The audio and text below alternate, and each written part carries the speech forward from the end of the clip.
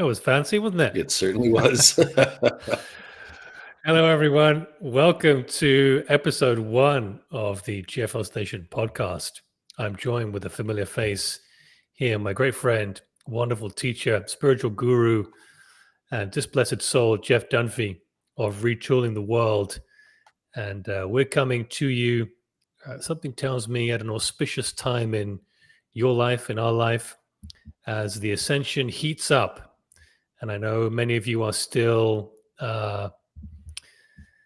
affected by the hot off the press news by yesterday's event, and we may well get to that later in today's show. But we want to go through a few things today that are hopefully going to add value to you, that are hopefully going to serve your ascension journey. And we're going to kick right off. So I'm not going to give Jeff a long-winded intro because I have done many times before, and you know him by now, for goodness sake. But Jeff, welcome. How are you doing? We're delighted to be here, David. I think there's lots to integrate and synthesize into the current situation, and there's open arms waiting for those people that want to look up and in to navigate through these times. Absolutely. Well, stick around right till the end, guys, to the end of the broadcast today. We've got a very powerful meditation, which is an amalgamation from Mira's, the Pleiadian High Council message that was posted earlier this morning, which was not the original message I was going to post, but we did receive it this morning, and it was right off the back of yesterday's event. So we posted that. But stick around for that, and we're going to have an amazing meditation, I'm sure.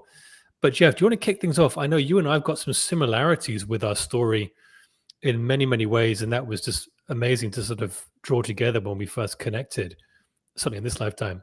Do you want to maybe give people a synopsis of how your spiritual journey began and how you started retooling? Okay. Well, I guess my journey began with sort of the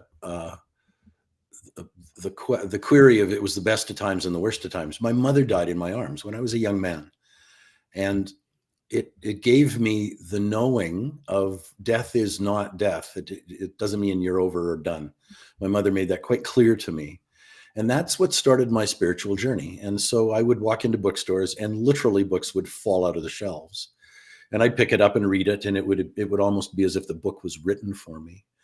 So in my very early 20s, it became quite clear that the next chapter of my life's journey, even though I kind of lived in the world as an investment banker, the next chapter of my life's journey was to retool everybody for their coming of age. And it's planting the seeds of ancient wisdom in contemporary language so people can use them to wake up. You know, and as Socrates says, and you and I've said this often, Socrates talks about learning merely being remembering. And what we're doing with this initiative and what we're doing with the information that flows from the ancients is we're teaching people to remember who they really are. The star seeds, the light bearers, their history, their connectivity at this very, very magic and fragile and delicate time on the planet. So these are magic times, and they're also challenging times, and we're seeing the best of times and the worst of times again as we revisit this day and age. Mm-hmm. Yeah. Now we're going to ask for your participation, guys, in the live chat as we normally do, on and off. We do just offer a quick disclaimer, as we always do. We will get into some topics tonight that are of our belief, from our understanding and journey. They don't have to be yours. But if they do and they resonate, wonderful. If they don't, then just leave them where they are. Whatever you do comment, please do so in the live chat with kindness and compassion and empathy. And I think we will all get along just great. Well, let's talk about the ascension. It's something that is intellectually spoken about quite a bit. And it had been spoken about quite a bit until we began this window sort of in 2020, when this massive acceleration happened. And it suddenly became real, didn't it? Suddenly it was like, oh, actually the ascension isn't some made up spiritual thing that is great on social media. It is actually an event, and we are going to move into a higher octave of living. And there is a new earth, there is a new paradigm. So do you want to maybe just share how your you're experiencing that on your side, Jeff, and what you're seeing with the retooling group right now. So this brings about something that I recently revisited by a brilliant man named Ken Robinson, and he was a teacher, and I used his videos when I was teaching at the University of Calgary many years ago, and he reminds us that in 2024, no, in 2004, the winter in Death Valley, where nothing grows, they had in a very short period of time 7 inches of rain. And in the spring of that year, the place where nothing grows, the place was absolutely lit up. And they made reference to this as the super bloom. So there was a carpet of flowers on the bed of Death Valley, and hadn't been seen for years. And I do think right now, David, that humanity has been lying dormant in terms of their lack of connectivity to their higher self. And I think there's a reason why our various kindred spirits, the various other star systems, are starting to re-engage and reconnect and recommunicate. I think we are on the precipice of a launch of humanity into an entirely new orbit. And I think it's very magic. And there's the speak of a solar flash, there's a speak, but the flash and the enlightening that's going on is also internal. I think there's a lot of us right now that are connecting to and feeling very comfortable with the awkward, strange space we're in right now, but also have kind of this innate optimism about it. Yeah. It reminds me when I designed the thumbnail for this last night, which is kind of a little bit against how I might perceive the verbiage in reality, because I put battle on the title, as many of you have seen.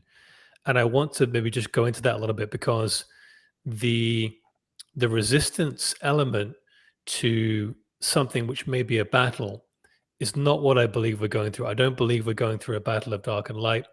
I don't believe we're going through a spiritual battle or a war. And if you term it that way, that's absolutely fine.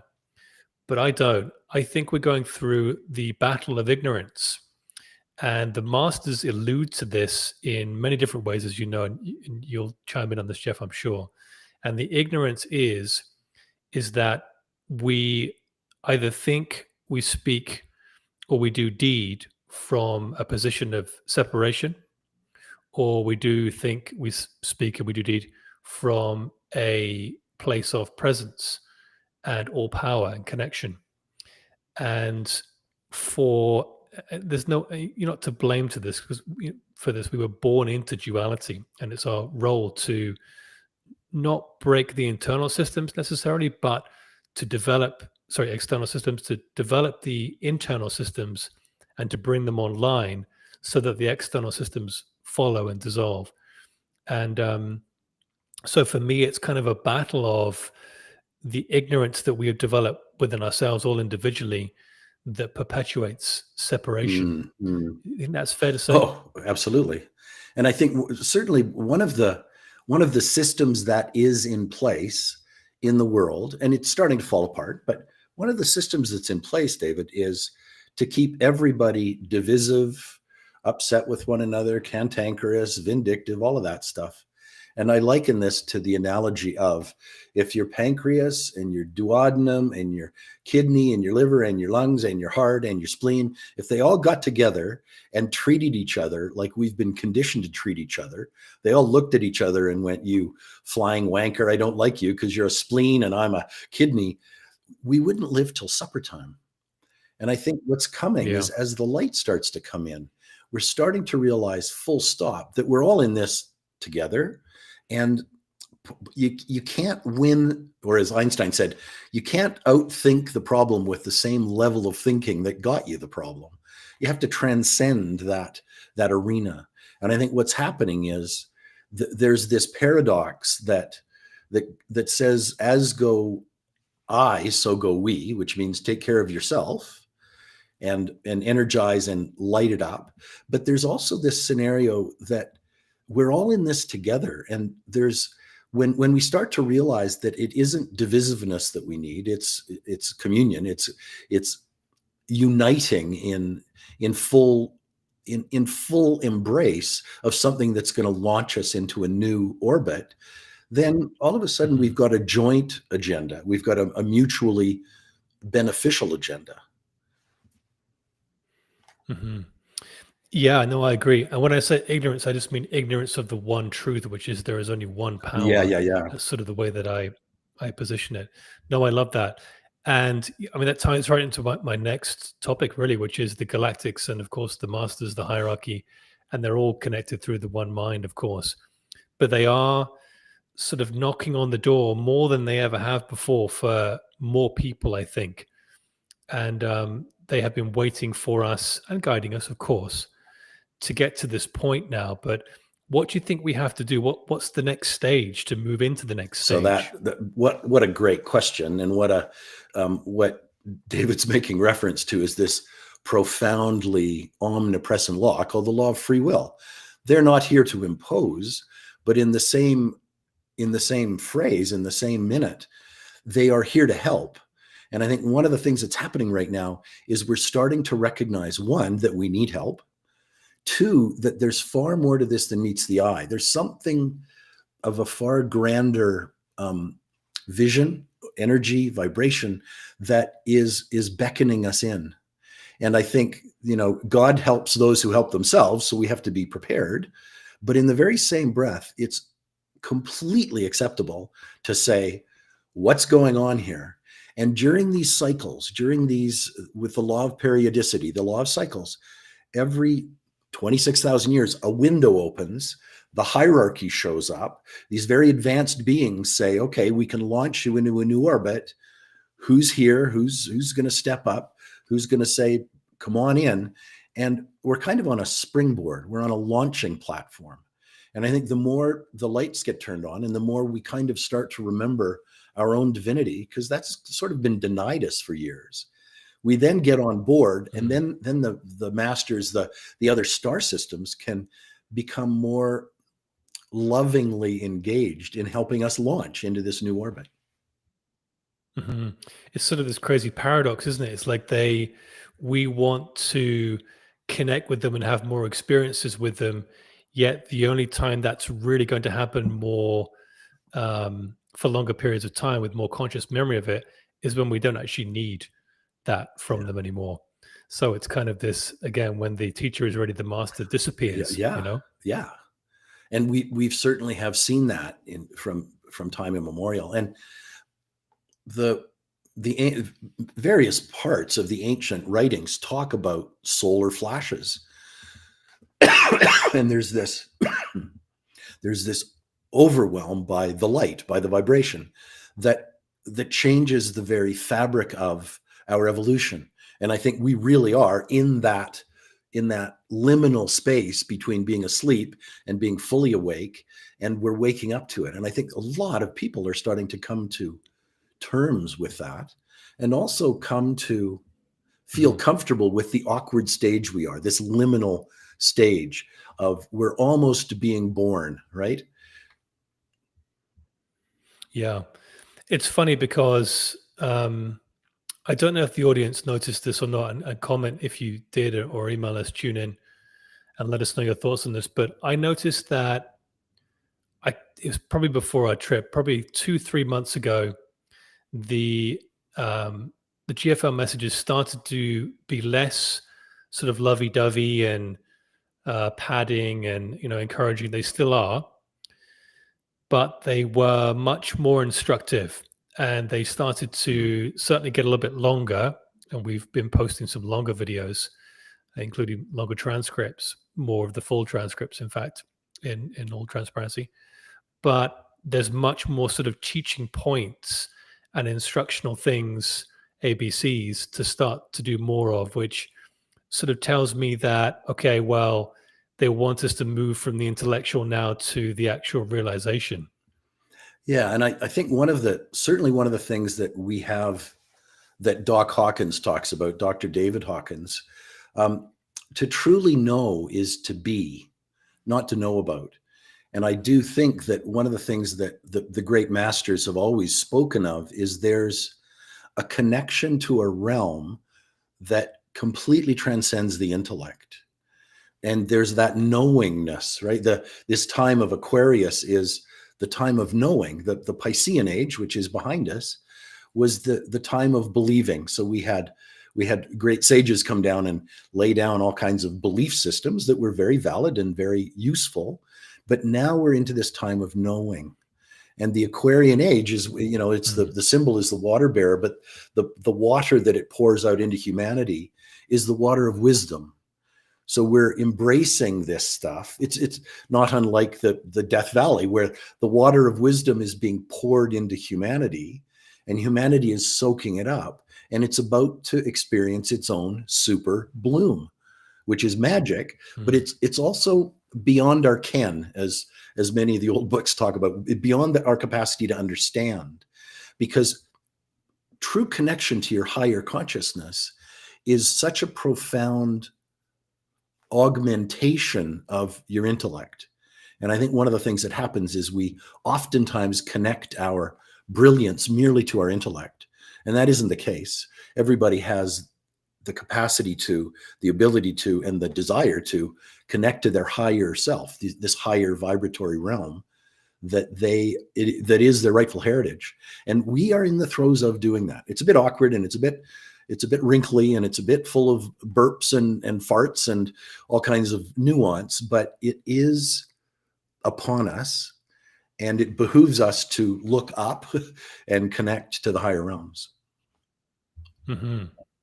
Love that. There was a comment I wanted to pull up. Since God is everything, I want to know why we did this to ourselves. Why would any expression of God want to stop all the rest of us from realizing our divinity, keeping us in scarcity mindset? You want to tackle that one? Well, one of the things that we miss is our adventure into the experimentation under the law of free will.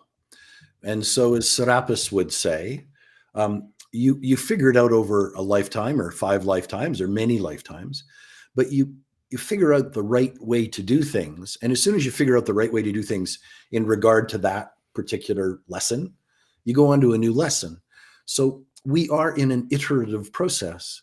And this iterative process is for everybody to wake up and say, "Oi, we're all in this together." And it defaults to the saying that David and I have used for years, and that is, if they knew better, they would do better. And when you know that the lords of karma don't miss a thing, you start to pay attention, as if who you are matters, how you act matters, and what you do and say matter. So when you're talking about healing, when you're talking about revivification, when you're talking about the enlightenment of mankind, you're talking about something that is beneficial to all. And so, yeah, there's the dialogue that goes, God wouldn't let an innocent child die from leukemia, but maybe, just maybe, that's part of that soul's journey in learning about what coming into life and leaving life in early stages. We don't know. And so we oftentimes, the phrase is, we anthropomorphize God. We make God into man rather than undertaking to make the man into God. And so we attribute God with humanity's vices and virtues, as opposed to God is the superconsciousness expressing itself from spirit into the material realm. I love that. Yeah, I a couple of things that this is again from Joel's teachings and other mystics as well, is that there seems to be sort of definitely what you said, there is a complete misunderstanding of God, of creator, of source. And that's no question about that, because we can't understand that with the intellect. But one of the prime concepts that certainly Joel goes into is that God does not operate in the human scene. Yeah. And that's not to say that God is not omnipresent. It's to say that we as souls, as individualized sparks of the creator, individualized consciousness vessels of the creator, of course, we come through and we power these human vessels We are meant to be the avenue of awareness for the divine to move through us. And because of manipulation, because of our forgetfulness, all through agreement, there's no victims here. We've all agreed to do this because now we're coming back around to ascend. It's not that God does not operate in the human scene, it's that we are operating out of material consciousness, i.e., the ego, versus letting the divine hand move through us. I mean, no truer words. We fall into the material to experience the material realm, but the ultimate journey is to fall into matter, into the material world, express ourselves through the vessels in which we reside, and then learn how to attune those vessels in such a way that the spirit or soul moves through us. So we become a soul-infused personality. And this is what all of the great masters and sages have done. And it is what all of the star systems that are hundreds, if not millions of years more advanced than we are, have done. They've aligned their physical vessels in the material realm with the higher divine energies. Let's just do this. Yeah, I love that. Yeah. And that leads me right into, that's exactly what you're teaching through joy. It's exactly what your certainly my experience of being a part of the joy classes in the Lamasery, and I know you've got another semester coming up, which we're going to talk about in a bit. But that's what you're preparing people for right now, isn't it? With the joy. Well, yeah, exactly. I mean, imagine the masters have had mystery schools throughout time immemorial.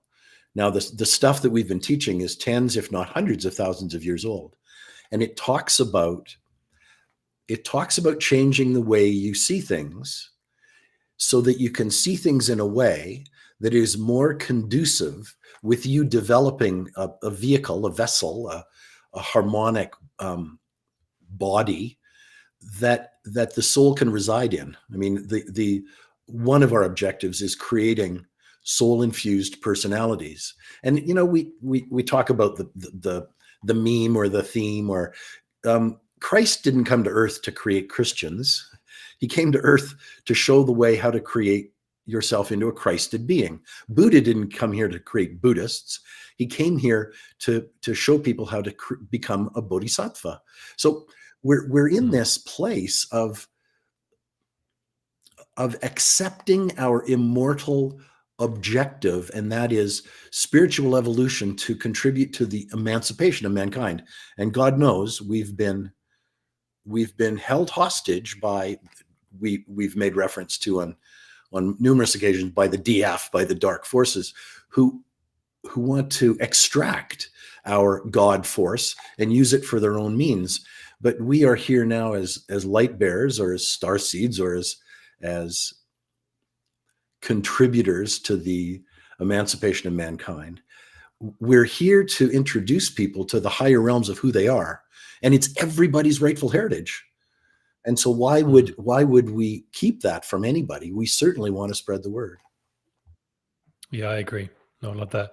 There's a comment here which I wanted to dive into, and it's that yes, there are a lot of messages coming through from the Galactics and otherwise about sort of ascension events, and this ties into what Joel's talking about with soul infusion. You know, when you get to that point of realization, of God realization, then yes, you are living in a different plane of existence depending on the circumstance to some degree. There are, of course, many instances of the masters just disappearing, but they haven't disappeared. They've just moved up an octave outside of our spectrum of vision. But there is this sort of attachment thing, which I want to get into now very, very quickly here from this comment, which is there is a lot of attachment in the material human scene. How it's not a one-word answer here, but how do people go about sort of moving more into being connected to everything and attached to nothing, while not being vacant in their human experience and flowing with that? How do they do that? I mean, that's one, it's a timeless question, and two, it's been haunting mankind forever. But it's this: one of the messages that Buddha put forward wasn't that life was suffering, because that often comes up. Buddha said life is suffering. No, suffering is caused by attachment. So if there's a phrase that says get attached to detachment and get detached from attachment. And one of the things, as we grow older, you start to see that everything has a season, right? Your car wears out, your house needs repairs, your clothes wear out. Like I have clothes now that are older than many people who are going to be watching this. And one day you look at them and you go, man, this sweater has to go, this jumper has to go, and we know that everything does wear out in the material realm. But what doesn't wear out? What is eternal? It is your connection to the divine. That never wears out. You are eternal beings. And so as we wander through this journey, we recognize the material world for what it is. It's useful. It doesn't mean you should have nothing. It merely means that you should own the things you own and have none of them own you. And I think that's a quest, and it's certainly an ongoing navigation. But it doesn't mean asceticism. It merely means making sure that nothing that you have owns you. And boy, we've seen that in a lot of circumstances where people are very attached to the material world.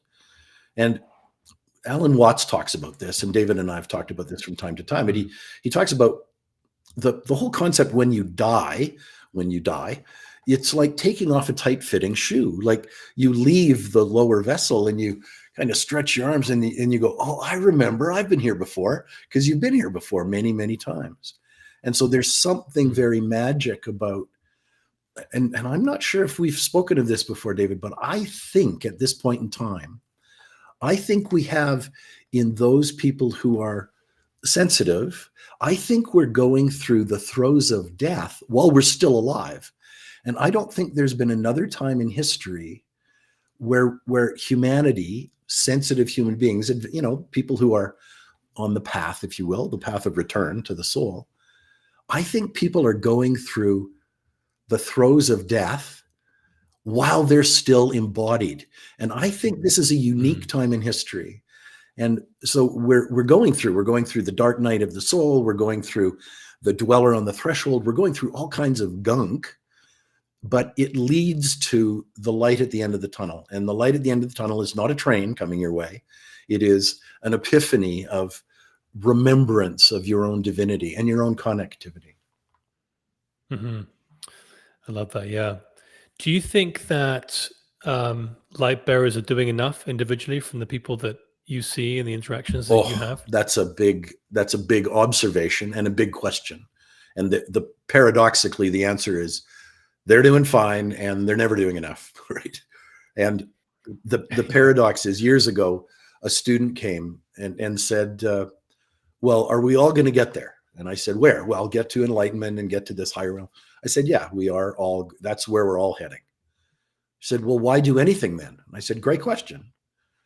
And then I asked her the question, if by your efforts, if by your push-ups you're doing, your spiritual push-ups and your invocations and your meditations and your service, if you could mitigate or lessen the suffering of others, why would you not want to?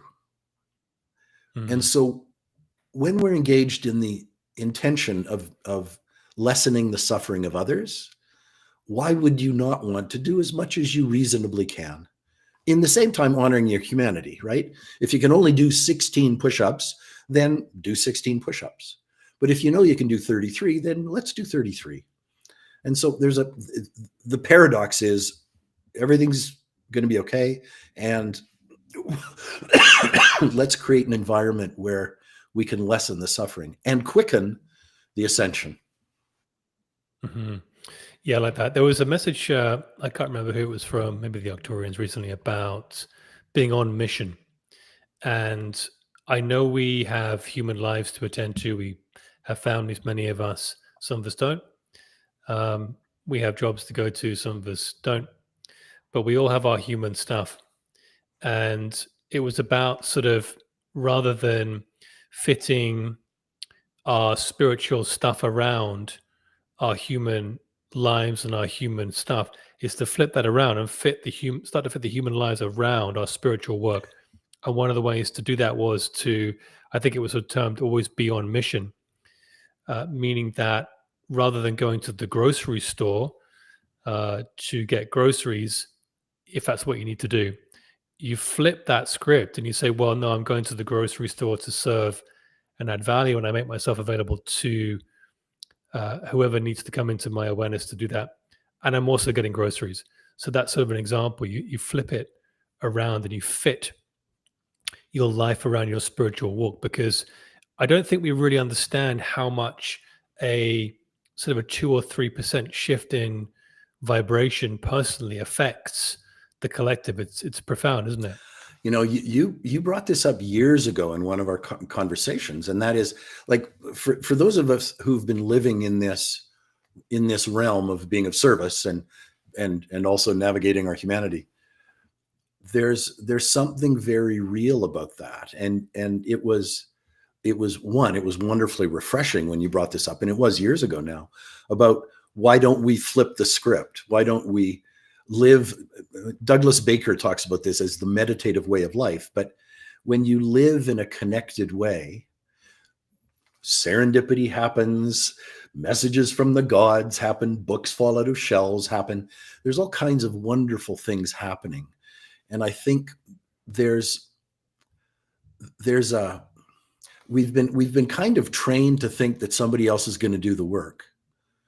And we've sort of surrendered our sovereignty to somebody else doing it, because we've been hypnotized into that thought, when in fact nobody's going to do it for you. Nobody's here to rescue you. You are here to plug into the rescuer, which is your higher self. And there's a whole bunch of other higher beings that are around that are profoundly willing to help. All you have to do is ask. And that's an interesting paradox. Nobody's here to save you, but you're here to save yourself. And the saving of yourself is connecting to a higher realm and living in a meditative way of life. I mean, it sort of folds back on itself, right? Mm. Yeah, I love that. I don't remember that conversation, but I'll take your word for it. Oh my goodness. Let's dive into yesterday real quick. We don't have to spend too much time here, because I know it probably is on people's hearts a little bit, and I would feel remiss if we didn't sort of go over it with Charlie. What was your take on that? And maybe from just sort of a personal reaction standpoint, and how are you seeing people dealing with it? Well, I personally and physiologically, when I learned of it, I was stunned, and I am not one easily stunned. I was shocked. I physically felt, astrally felt, mentally felt kind of like I had been given an electric shock. And so at that instant, I stopped. I stopped reviewing. I stopped reading. I stopped watching and listening, but I just got really quiet. And I think I'm deferring to things that were told me years and years ago, that at a turning point, or in the battlefield, there will be aspects that the DF will do where they literally are doing everything they can to derail the ascension process for humanity. And I do think this was a definitive attempt to create enormous turmoil. But it is a time to pause. It's a time to pause. It's also a time to remember that from what I saw and learned from and watched, how Charlie Kirk carried himself in a profoundly present. He was very present when he was interacting and engaging in these dialogues with very upset people. He held himself with grace and serenity and presence. He was very present when he was doing the things he was doing. And that, I mean, and, you know, as my mother showed me, communicated to me, he's not gone. He's not dead. His body may be, But there's more to this than meets the eye, and there's an attempt, unfortunately, there's an attempt to derail the inevitable ascension process that humanity's going through. Mm. It was interesting. You remind me of something my mother said when she was over here a few weeks ago. I didn't get to connect it to you, but I'm sure that will happen at the wedding in the future. But my dad's brother recently transitioned, and then one of our close family friends transitioned very soon after. And of course, my story and yours is very similar in many regards. We've seen death from a very in-your-face position. Of course, you had your mother die in your arms, and I had my first wife die right in front of me. Different sort of connections, but not. It's all connected, and we traverse that we're forced to traverse it, as we obviously agreed to in this incarnation. We see death a little bit differently, is my point. And so as soon as anyone talks about death or transition, I get excited by that because I know it's a graduation. I don't have any sadness necessarily anymore with it. Of course, every situation is different. But anyway, my mum was telling me a story, and she's very tuned in. You'll love my mum when you meet her. And I didn't know whether she'd just done a meditation or not, but she was sort of in a state of having received this news. And she said the window was open and a feather blew in to the room. And there was almost a voice, an audible voice almost, that said the men will return. And I just thought that was so powerful when she said that, because it reminds me that there'll be a return of leadership, there'll be a return of souls in the new earth paradigm. To what degree, we don't know yet, but they're coming back, and many of them are coming back.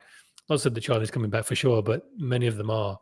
And as long as we make space for that to happen, it's all going to flow.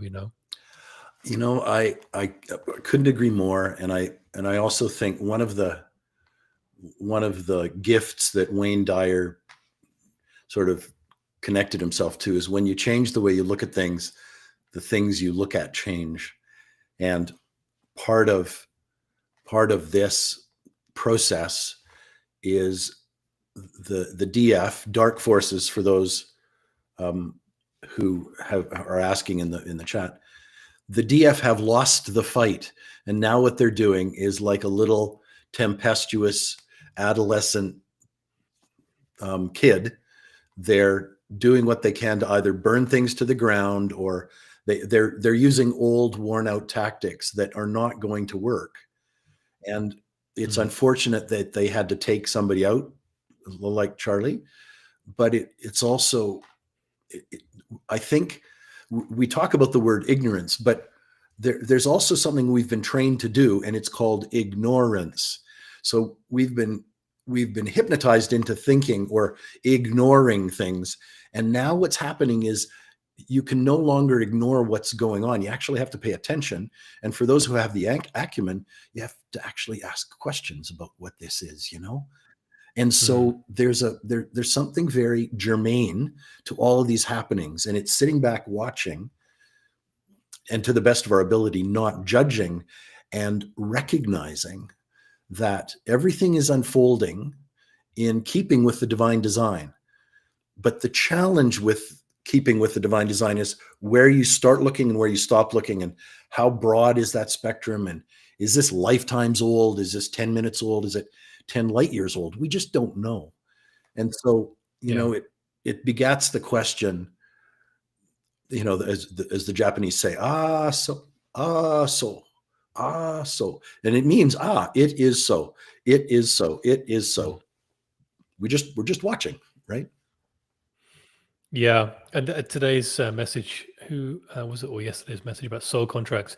There's so many multidimensional layers to soul contracts that we make, and across hundreds, maybe even thousands of lifetimes, when we almost certainly, according to many, many sources, Dolores Cannon being one of them, of course, that we sit down with souls and plan out certain particular lessons for particular incarnations. And who's to say what Charlie's soul had agreed to do. We just don't know that. And so it's really important that we, as bearers of the light, with hopefully high discernment in many regards, steward our reactions without denying our humanhood necessarily, but steward our reactions that is going to add value to the awakening and certainly unawakened populace, because they, of course, just see the material, and they see the material start and stop and right and wrong and here and gone kind of thing, the pairs of opposites,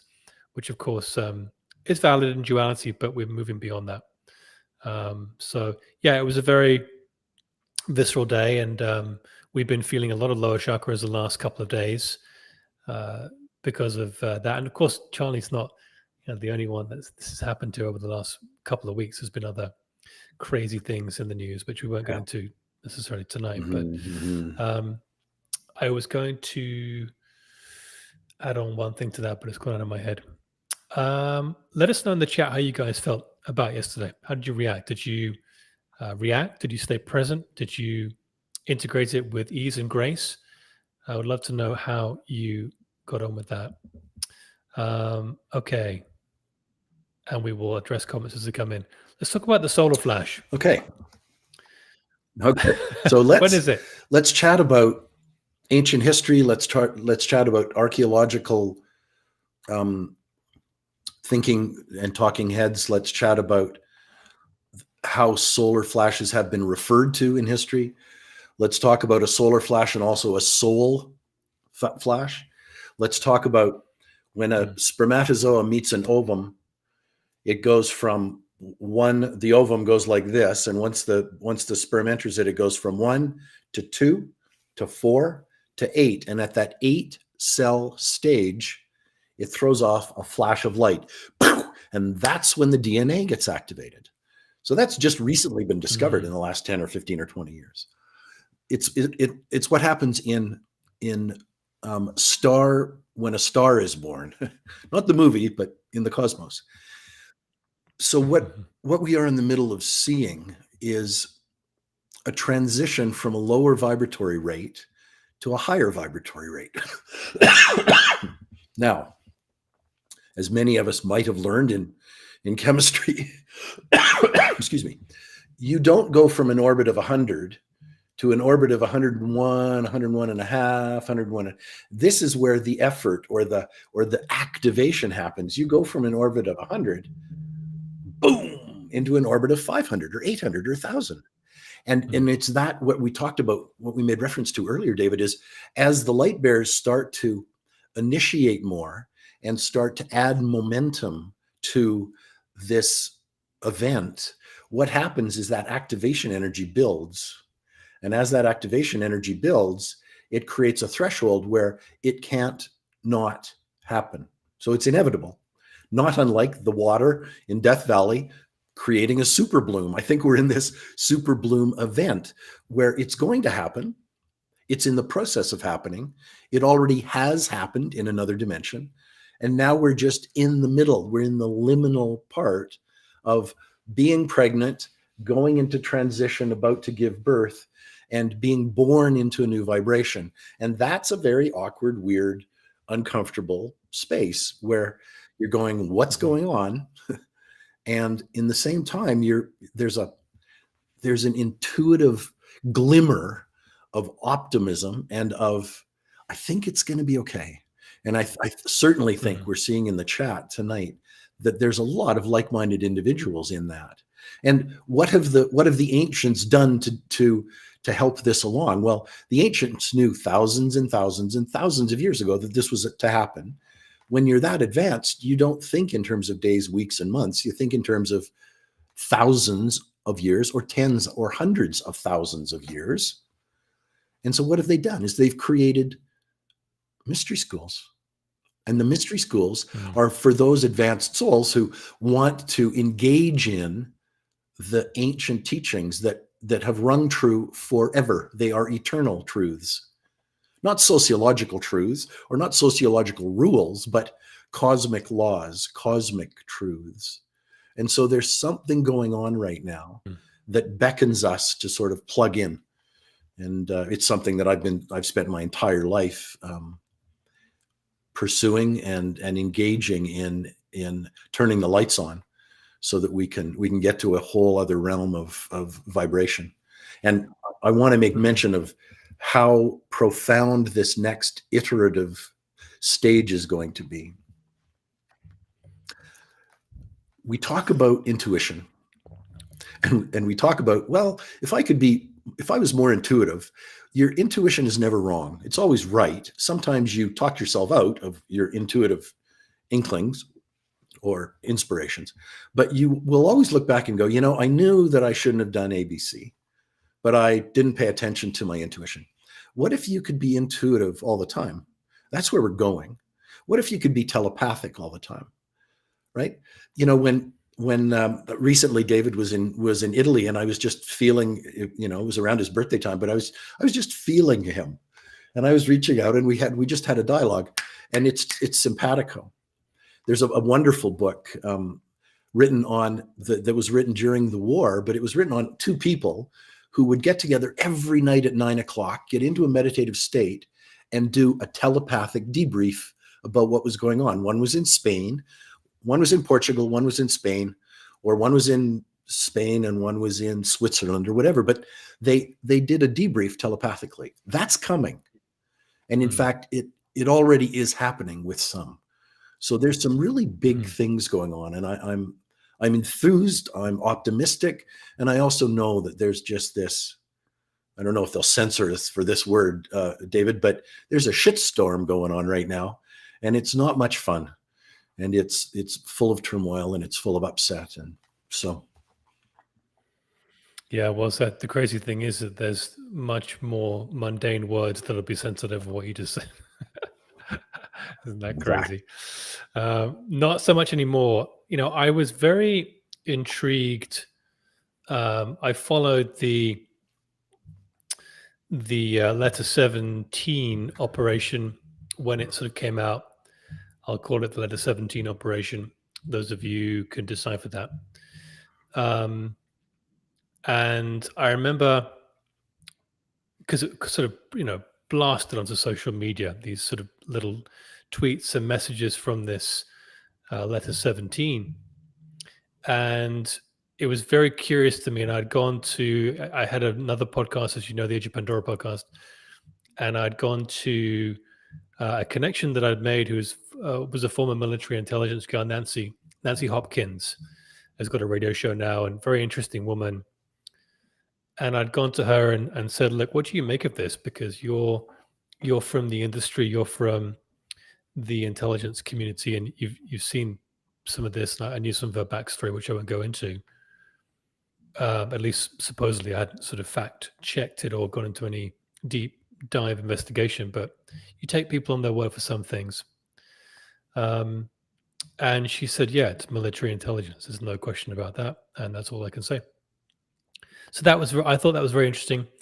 But when that came onto the scene, it was one of the things that you sort of go into, okay, well, let's just say this is real. This is a group of white hats or alliance group, whatever.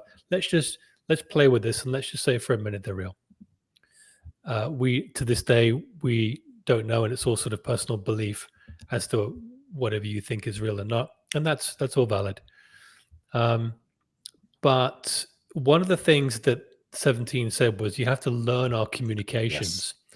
Yes. And it seems that there has been, when I followed some people that have broken the communications down from current POTUS and other people, that there is some kind of a language going on in the media. And this recent sort of a long-winded tie-in, this recent big tech dinner, which we did a broadcast on from Ashtar recently, I thought was very interesting. A lot of people got triggered by it. A lot of people didn't like that message. Whenever we bring in anything political, of course, it goes one or two ways, especially for our American audience. You guys are very intense with your political views. Some of you, not everyone. I'm not going to blanket everyone. And what was interesting was whenever there is, and Ashtar said this, whenever there is Melania because whenever anything is in the public optics, it's always a communication. It's not actually what's really going on. There's a semblance of it to keep it coherent and keep it palatable, but it's a communication either to the DF, it's a communication to the white hats, it's a fake communication that means nothing, or it is sort of a beta communication to try and elicit some other response from the DF and perhaps some other sort of nuances, but that's the way that I see it. But what was interesting was to see these two figures, which albeit we are vilified in the media, I don't think anything other than that necessarily, sort of the Gates and the Zuckerberg. It was very apparent to me recently that Zuckerberg suddenly became a different person. He became this little child who was sort of fun-loving and smiling and happy. And back in 2020, that was night and day. So whether we have a different version of him or whether there has been something that's gone on behind the scenes that has brought him back into life is difficult to sort of say. But I guess my point is there's so much going on behind the scenes here, and there's so much evidence of it if you have discernment and time to pick through it, that it's very clear that there is, alongside the work that we're doing and talking about tonight, from a consciousness perspective, which is the most important in my opinion, because consciousness governs matter. There is this massive operation going on behind the scenes that is sort of coming together like this to some degree. But I'm not sure why I felt called to mention that, but that's just sort of on my mind. I think you've made some really good points, and I think it really does behoove us to remember the very simple phrase, things are not as they seem. I think we're now starting to see some real avid disclosure coming on all sorts of things where the official narrative is just completely falling apart. We're starting to see the lights get turned on where the lies are starting to be exposed. And I do think certainly one of the things that happens in both your and my experience when we've, I had students in the Joy class, ex-CIA and ex-FBI, and, they are forthcoming enough to say, yeah, the real truth behind all sorts of things is nowhere close to what's being disclosed or spoken of. And I do think that one, transparency is coming, but two, I think humanity's getting to a place where the energy of knowing this Aquarian age is upon us. And so if you have the capacity to be discerning enough and not to be foolish enough to accept the official narrative, then all of a sudden your capacity to know what's true or not becomes stronger and stronger and stronger. And I do think, Master Saint Germain said it years ago, the battle's done. We know who's going to win. Now it's just the fallout, and the fallout's going to take a long flipping time. Yeah, love that. I want to talk about this real quick. It's Penny had said, it's sad to see history repeats. This has happened for so many centuries. Division created to cause death. I'm glad we're moving to self-governing villages and away from a two-party system. Yeah, I mean, it's a wonderful comment, Penny. Thank you for sharing that. First of all, I said to a friend yesterday, a wonderful friend of mine down in the States, that the only reason, because so many people chime about how awful the governments are and they don't work, and we know that, I agree with that. But the only reason we have been governed is because we have not yet stepped across the line to self-govern. And that's the only reason, consciousness governs matter. The outlay of our level of consciousness is a reflection. Now, of course, this is changing now. We're driving that change. But it's easy to forget that, yes, we are doing exactly the same things as went on in the Roman times and before that, just in a different format today. But that's because we've made this choice to be separate, to elicit separation, but now to wake up. And so when you step back and look at it, it's a beautiful sort of chrysalis that's now we're poking our legs through, isn't it? This next chapter that you talk about is going to be just incredible. Well, I also think my observation is, I think the systems that have governed previously don't need to be fixed. I think they need to be destroyed and rebuilt in an entirely different model. And I think we're in the process of seeing that happen. But I also recognize that the cosmic laws, divine laws, are what have always ruled very connected, very advanced civilizations, not social laws. Social laws are prescriptive and cosmic laws are descriptive. And so when people start to wake up to that, I think there will be a modality of honorable governance. And I think it's inevitable. It's not, and there's also, we've talked about this before. There's a group of us who knew the before picture. They knew the mess that is in the middle and will be observers and participants in the after picture. And the after picture is going to be, we are governed with clarity, with transparency, with honor, and with alignment. If it's good for all, then it's good for you. And so consequently, the mutual beneficence of the rulers going forward will merely be reflective of their vibratory realm. Because I mean, the ancient civilizations were governed by profoundly advanced masters, and I think that's what we're going to be stepping into. And so these are very interesting times. Very interesting times. Yeah, and when the Galactics keep telling us you are the leaders of the new Earth, you are the leaders of the new Earth, like they don't say things that are just for fun. Like we are going to be leading the new Earth paradigm, and the more we can do to step into and embody that role by doing our individual work now, the better. So, which leads me into my next sort of closing few points here before we head into a global meditation in just a little bit.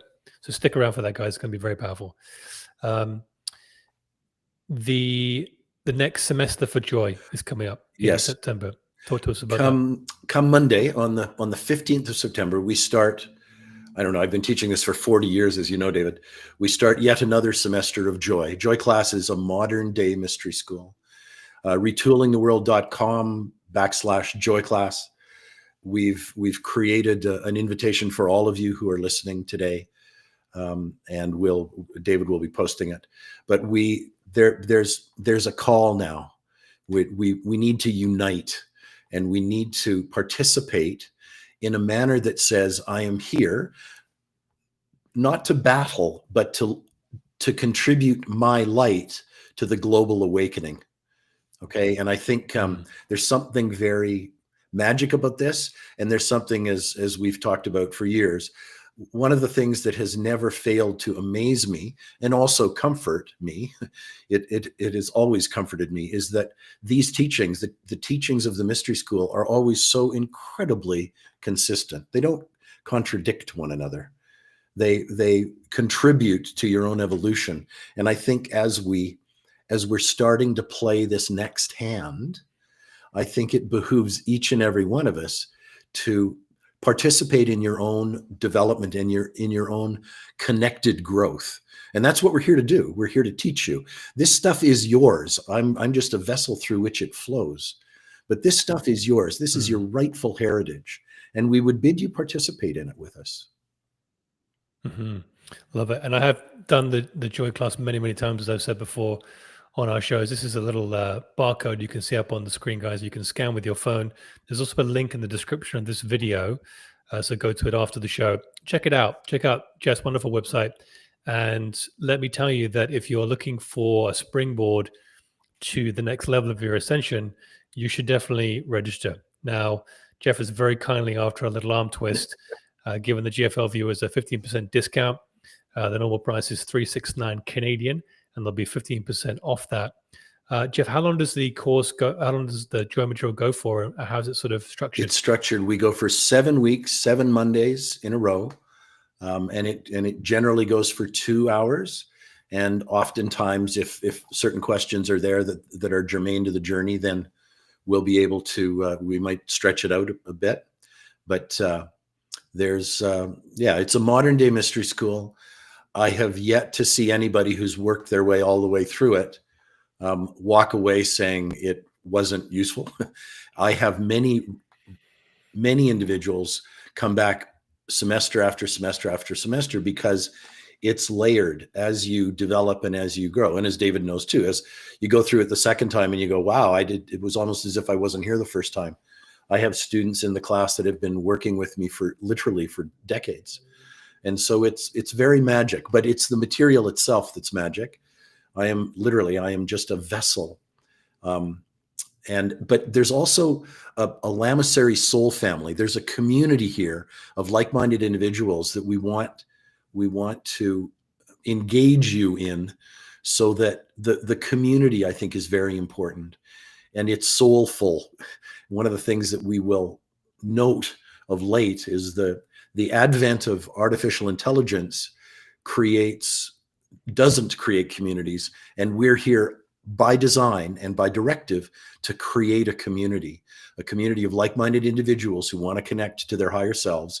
And there's an absolute recipe book that has been handed down by the ancients that we wish to share with you. Yeah, amazing. There's so many magical things that come from the community, from the Lamasery, and continue this day. I'm obviously part of the Telegram group as well, that just sort of triggers and sparks and activates everyone. It's amazing. And I know that, of course, Lorraine has recently transitioned, but the daily messages from Doc Hawkins, I read them every day. They're great. Yeah. So good. Yeah. Absolutely. Yeah. It's there's something very magic to this. There's no doubt. And we bid you join us. We bid you join us. Yeah. So guys, check out, again, the link in the description for the next Joy semester. There's probably a few spots left still. Highly recommend it.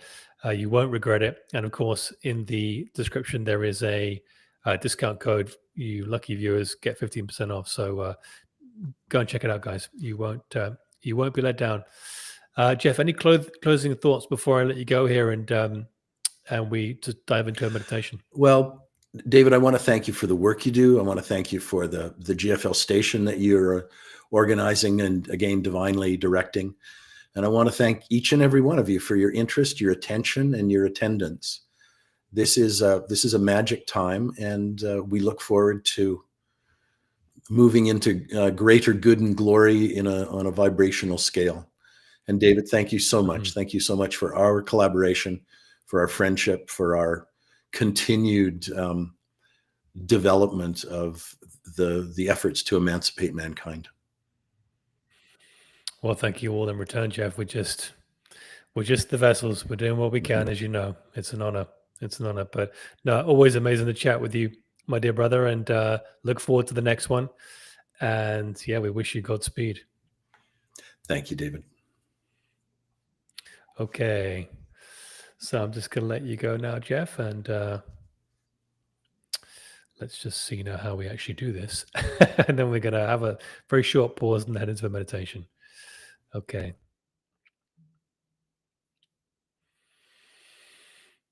All right, Jeff, you are free to go whenever you're ready. Let's just replace this. All right, my friends. Well, I hope you enjoyed that.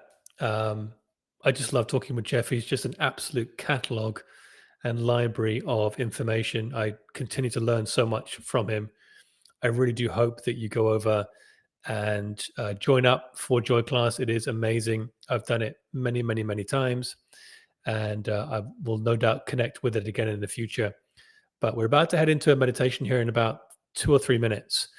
And what I want to give you a chance to do is just to go to the bathroom, get comfortable, go get headphones. We've got some music we're going to layer in. The meditation is going to be about 10, 15 minutes max, I think, just a short one. But it is going to be a family of light meditation. And there's going to be an amalgamation from the message from Mira from the Pleiadian High Council earlier on today. We have created a more concise version of her meditation, which is going to be really a lower chakra clearing and a heart activation, which is going to be amazing. So I will give people a couple of minutes just to get themselves centered here. And while I do that, I invite you all to do a little Q&A in the chat. Let's have a little Q&A for a couple of minutes. If you have any questions about the GFL station, your own awakening, the ascension, anything at all, pop it through in the chat and I'll see what comes through. And then we will dive into a meditation in just under a couple of minutes here. So I will just scroll through and see what you're asking. David, is this the start of a weekly podcast? No, not weekly, but I think we will be doing more shows like this with other people in the coming months. I don't know what regularity that's going to be. I know Dr. Sala, Michael Sala, and I have been in talks recently about doing an interview, doing a show. Maybe we will turn that into a podcast. I know that he is also a wealth of information, and I would love to have a sort of a back and forth with him like this. That'd be very interesting. Of course, we will probably do an interview with him in due course as well.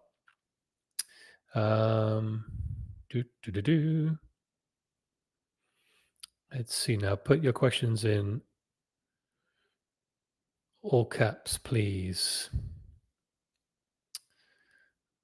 Perhaps you can ask Jeff if he's familiar with Crown. I know Jeff is familiar with Crown, Joe. So yes, as am I.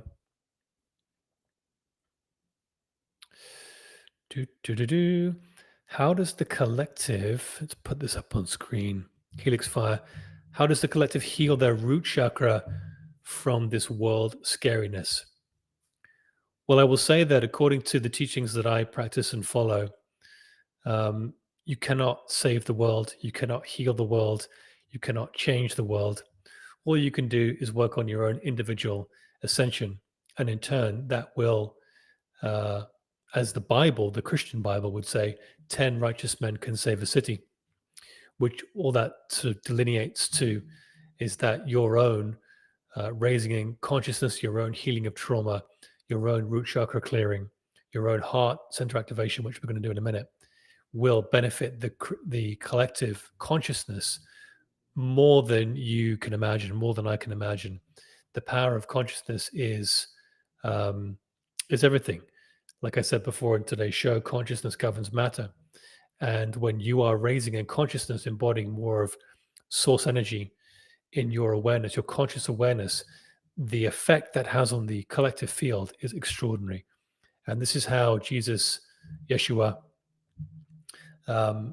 did all his healings. This is how the Buddha, whose healing ministry, by the way, is far bigger than Jesus is, not many people know that, did all his healings, was to simply realize the state of his being and realize the state of God consciousness within him, access God within him, themselves, I should say, and all the others around them, certainly in their conscious awareness, were affected and in many cases miraculously healed.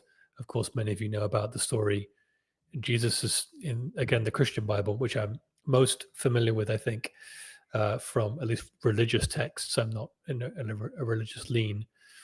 The woman who burst through the crowd, touched the hem of Yeshua's robe before he knew, actually got a miracle healing from that because she came into the presence of his being. And by the way, all of you have this ability. All of you have this power locked up within you, and greater things shall ye do than all of these masters. So very exciting. I'm going to take one more question here, guys, and then we're going into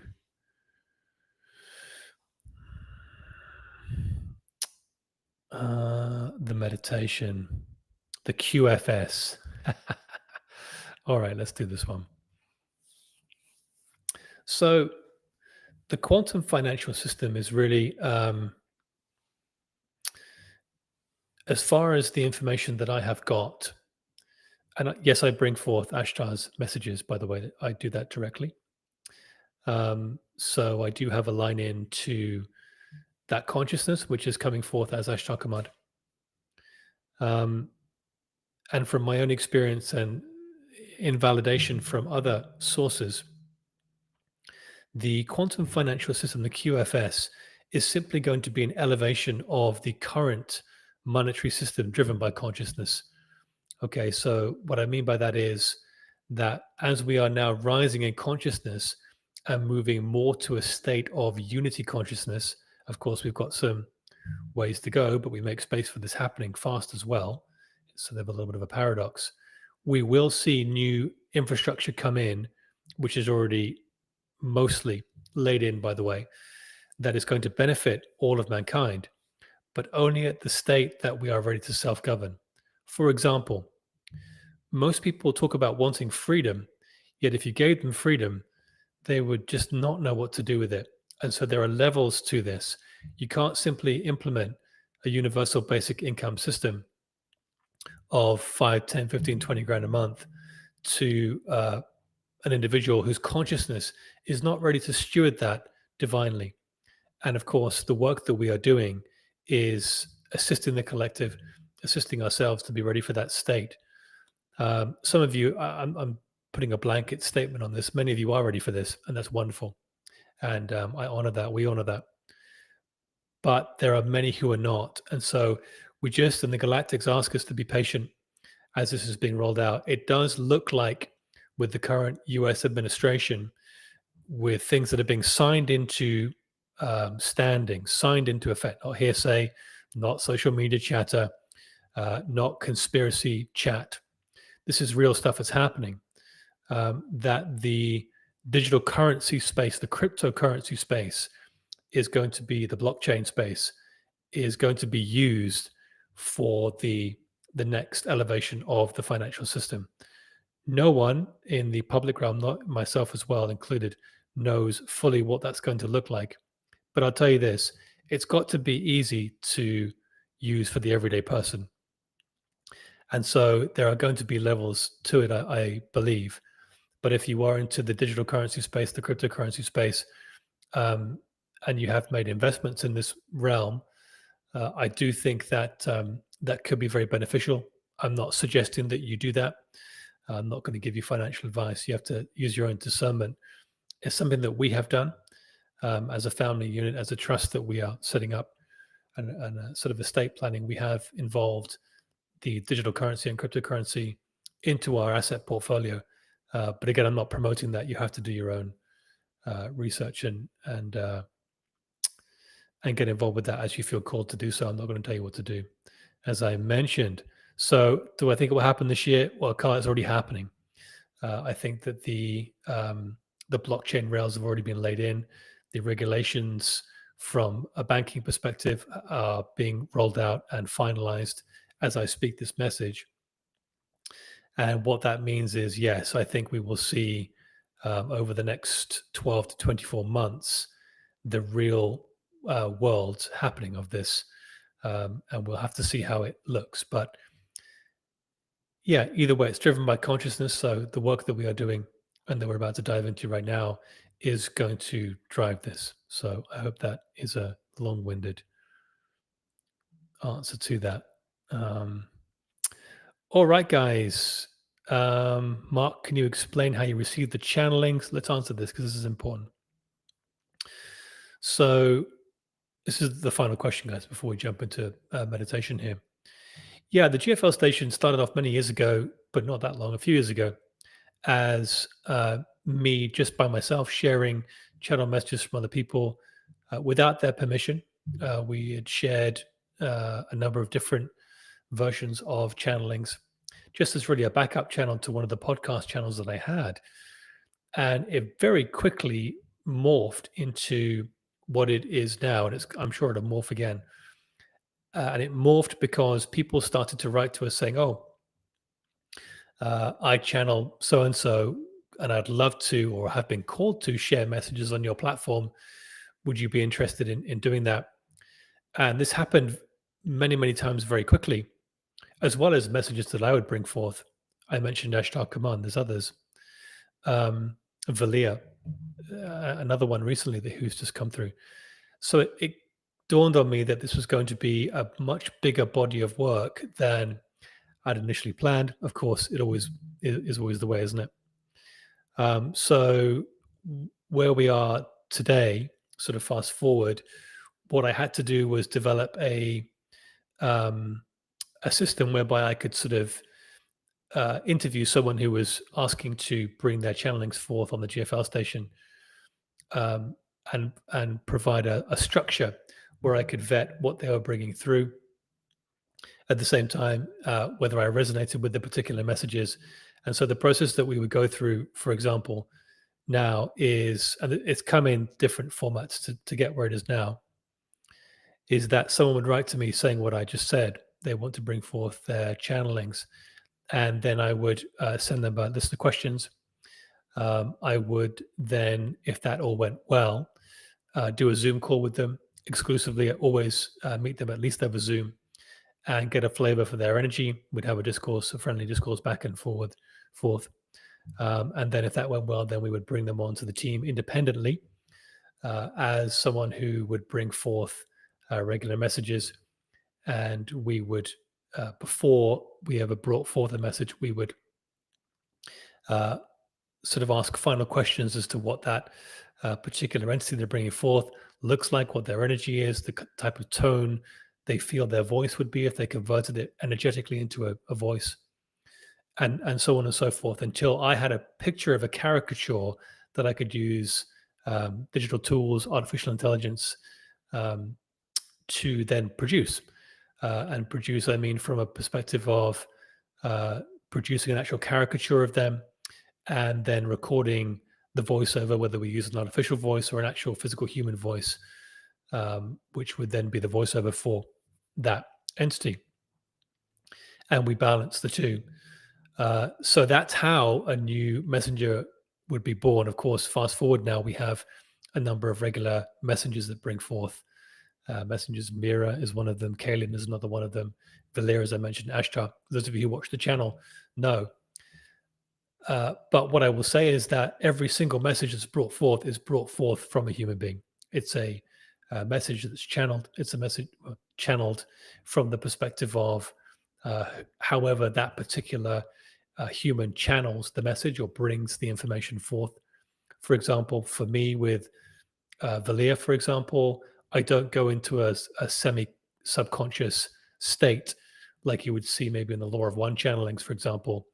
It's much more a conscious meditation where I will narrate the message coming through, and there's steps to a message being brought forth. And I could go into more detail, I'm sure I will on other shows, but that's how we bring forth the messages on the GFL station. That every single one is from a person. It's from a human being. And then I will then take that forth and then create from the transcript the end message. Each message takes about anything from 1.5 to 2.5 hours to make, depending on a number of factors. Typically not longer than sort of 2.5 hours, but it does take a good chunk of time. It is definitely a calling that I've been asked to do at this point. Hold on, let me just change this for a second. I'll just refresh my feed on my video here because there's a timer on this particular camera. Anyway, it is a mission of mine, and I'm delighted to do it. I will do it for as long as I feel called to do it. And from all of the messages and hundreds of thousands now of comments and messages that you have sent forth to me, to us, it's making a difference. So it's an honor to be of service in that way. And we will continue to do that as we, again, feel called to do so. So, who's ready for a meditation? Of course you are. I'm not going to answer any more questions, guys, but I will do on further shows. If you do want to reach out to us, please do so on the email address, bottom of the screen, info@gflstation.com. Right, I'm going to ask for your participation now in this meditation, guys. I'm going to layer in some music. And I'm going to ask you sounds with this music in the background. Do I need to turn the music down? Do I need to turn the music up? What do I need to do for your maximum audio experience. Let me know how my voice sounds, as this will be my voice throughout this meditation and tonight's heart chakra meditation. Joe, 5x5. I know you watch our Sunflower Life meditations. Thank you for that. Again, let me know in the live chat how my voice sounds with the music. Is it a good balance? Do we need to adjust? Jack, what do you mean up? Perfect, it's fine. Do you mean the music up? Okay. Music up or down or sounds great? Little high music. Okay, here we go. Let's just bump it up a little bit. All right, family of light, that's good enough. Let's go. Sunflower Life, thank you. I know where you are. That's Kelly in the other room. Okay, everyone. I want to invite you all to close your eyes. Oh, it's been a big 24, 48 hours, isn't it, friends? I feel you. And I have great empathy with those who the events of the last 24, 48 and more hours has affected you. I know it's been a big lower chakra couple of days here at least. So let us together, the family of light, take 2 or 3 big, deep, centering breaths together. Breathing in the light and remembrance of who we are. And letting go on the out breath of all that lower chakra energy. Let it all go. Release, release, release, my friends.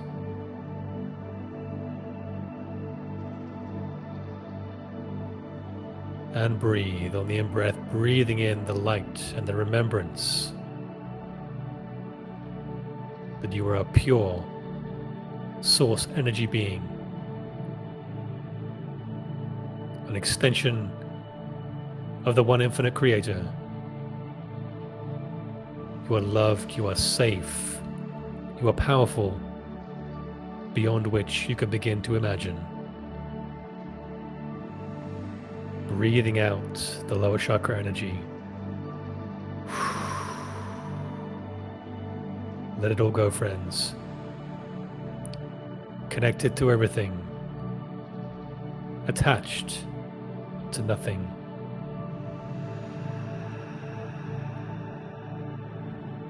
So at this time, feel the energy of the collective, the family of light, coming together as one in this meditation. See heart chakras coming online all around the world. Feel a unity and a love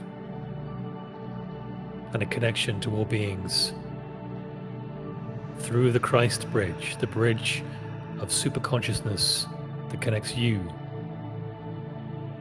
to your oversoul, the spark of the infinite creator.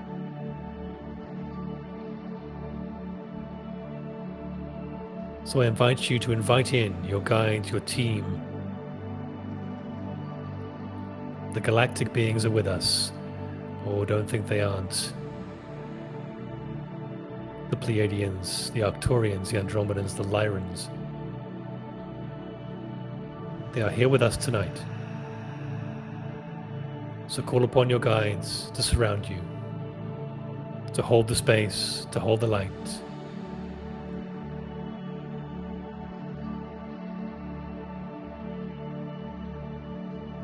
As we dive into mirrors, activation and meditation.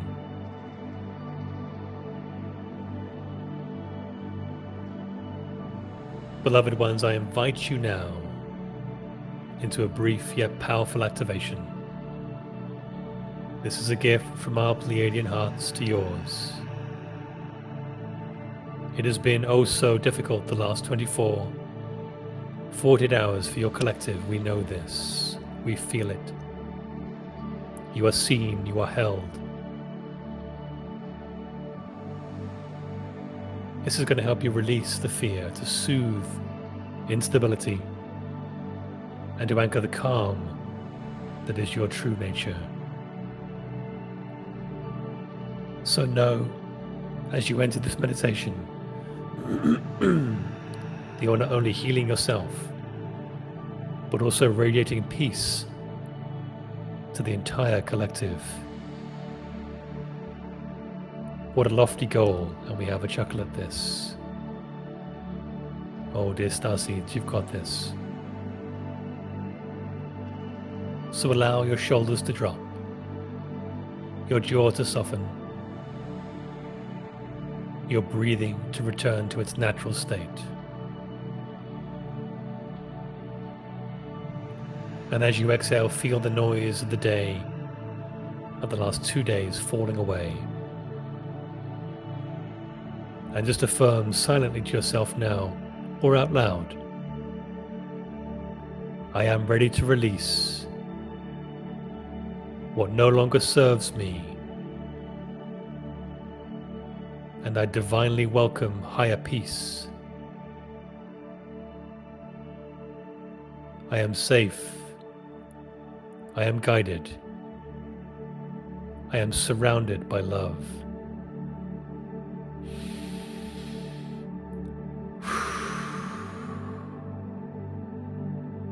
As we go deeper now, bring your awareness to the base of your spine, to the root chakra. Let us go deep tonight, friends. See it glowing as a sphere of deep red light.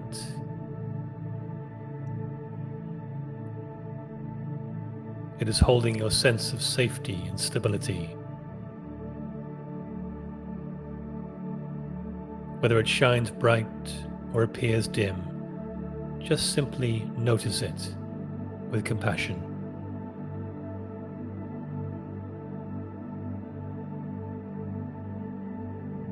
Say hello to your root chakra. Let us get personal.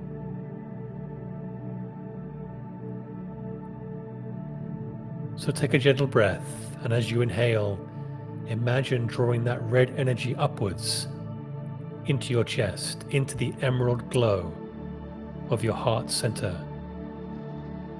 Just draw it up with the in-breath. Just gently.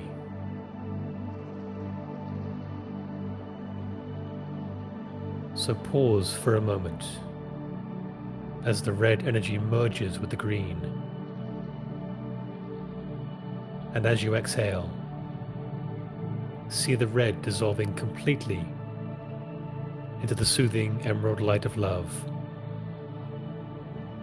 Fear, worry, insecurity now absorbed into peace. Let us take several breaths, drawing that red energy up from the root into the heart chakra.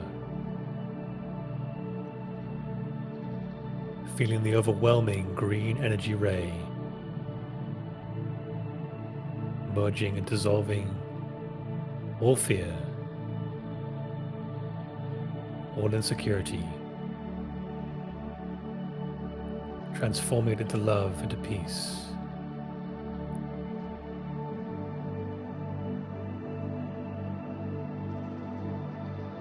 Focus again now on your heart. And with each inhale, feel the emerald light, the emerald ray, intensify, warm and radiant, like a living emerald flame. Let us feel deeply into that. And on the exhale, now direct that green light downward this time. See it washing through your solar plexus, through your sacral chakra, and your root chakra, gently dissolving knots of anger, grief, instability, worry. Imagine this emerald current flowing again and again downwards now, flushing the tension from your lower centers. Use the breath. On the in-breath, increase the heart chakra light. And on the out-breath, flush downwards, move the green ray, cleansing, clearing, releasing.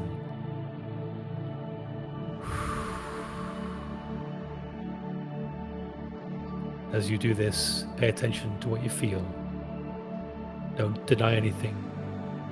Don't resist anything. Let it all flow. See the chakras glowing clear and harmonious with each flush, aligned with the calm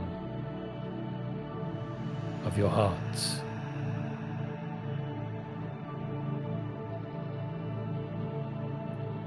Breathing in, expanding the heart. Breathing out, intentionally moving the energy down. Cleansing, clearing, releasing.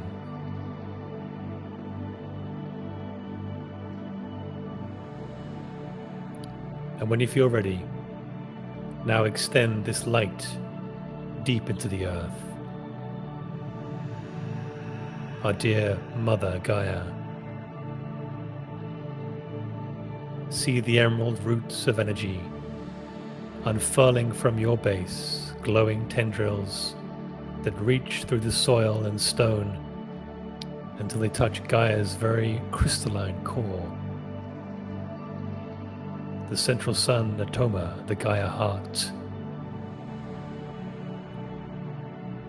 Feel a deep love, a deep connection with our beautiful mother planet. Feel your roots wrapping around that radiant core, around her heart. And as you do, a great circuit of love forms. You sending peace into Gaia, Gaia sending stability and love back into you. So breathe here for a moment, steady and rooted like an ancient divine tree of life, unshakable, held by the very earth herself. Take a moment and repeat this.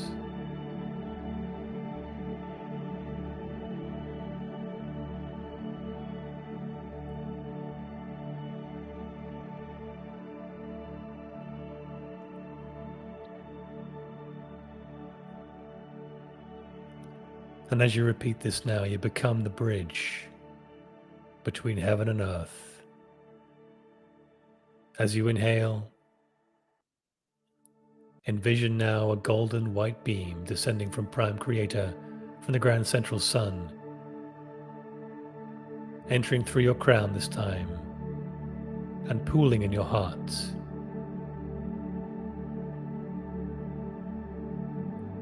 And as you breathe out, release that union of cosmic light and emerald love down once again through your body and into the earth.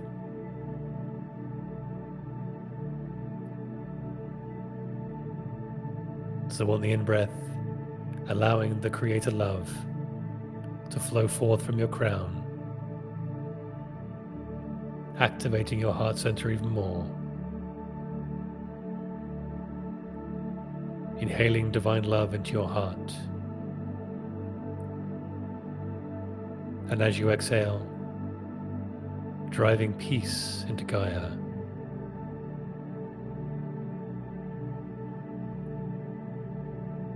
With each breath, you glow brighter, calmer, and more balanced. You, beloved starseed, lightworker, old soul, are a very pillar of light, a radiant and steady nourishing being, bridging heaven and earth alike. Rest for a moment in this stillness and feel how your chest opens, how your belly softens, and how your whole being hums with serenity, divine energy.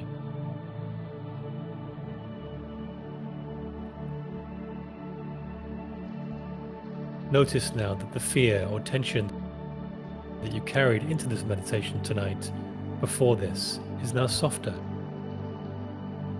Perhaps it's gone altogether. Beloved one, this is what it feels like to consciously hold the frequency of love. For yes, indeed, there is a difference between activating the frequency and holding it. This is the next step for you all.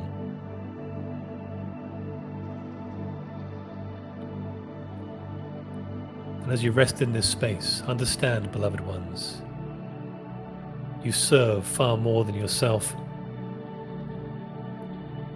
Your energy becomes a tuning fork, calling others into resonance with this deep, deep peace. Without a microphone, without a show, without a word, you help stabilize the collective field, exactly where you stand or sit or lie. What a powerful thought. How powerful you are. Yes, indeed. Each time you choose this calm, centered space, you become the lighthouse in the storm. And oh yes, Gaia feels your shift. And so do we in the High Council, and all those around you. So treasure this state. Return to it whenever you feel shaken by the outside world. With practice, calm will become your natural baseline, and many of you are moving towards this now. And as you walk in the world, your very presence will soothe and uplift others. This is the role of the starseed, the lightworker, the old soul. You have traveled lifetimes and served many hard lessons to reach this moment,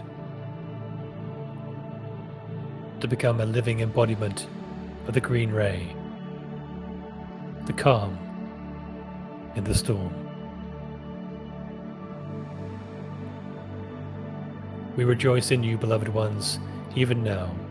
Every breath you take in love steadies the earth and accelerates our own ascension and healing.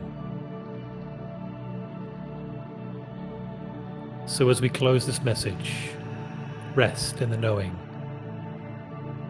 You are powerful. You are guided. And you are deeply, deeply loved.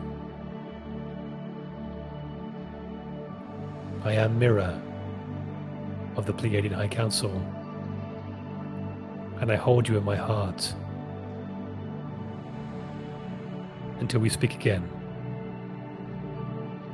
Adonai.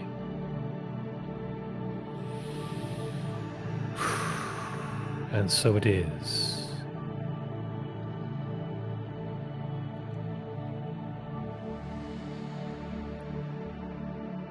So take a moment to breathe, to integrate those energies. I encourage you to revisit this activation over and over. For don't we all need a little more practice on holding the love vibration Yes, we do. Because in this human journey, it's meant to be messy. You're meant to fall apart. You're meant to do it wrong. And that is just part of the human experience. So let us, the family of light, fall apart, do it wrong, fall down together. And each time as we raise up, we become stronger, more learned, and more unified.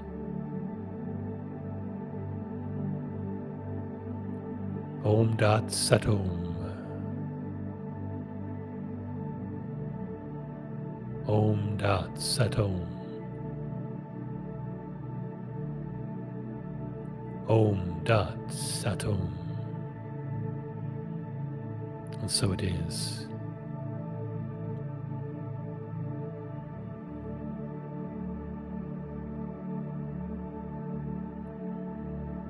So in a moment, I'm going to count you down from 5 to 0. 0 being the most awake. I know you don't want to come back, but we have work to do. We are always on mission, and you are not alone.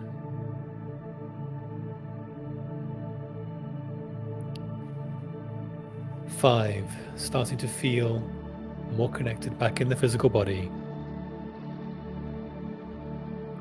4, just moving your arms around, outstretched, just gently connecting back with the physical. 3, just rotating the torso ever so slightly, feeling present in your body. 2, wiggling fingers and toes. 1, feeling really connected now, about to be fully awake, moving the head from side to side.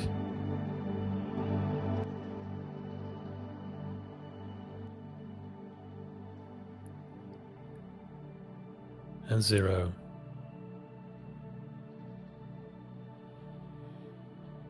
When you're ready, welcome back.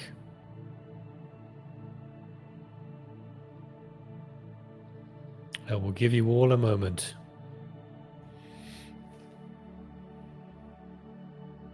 It's got quite dark in the background here. I think I need some lights. The next show, perhaps. Okay, friends. That's all we have time for today.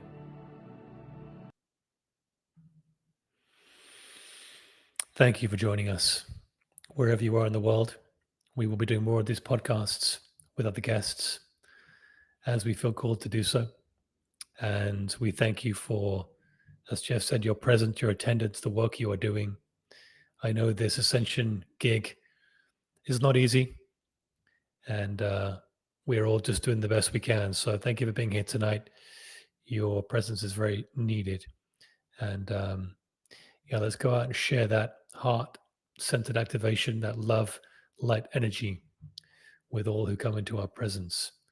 And we're doing it. So have any questions, shoot us an email at the bottom of the screen here, info@gflstation.com.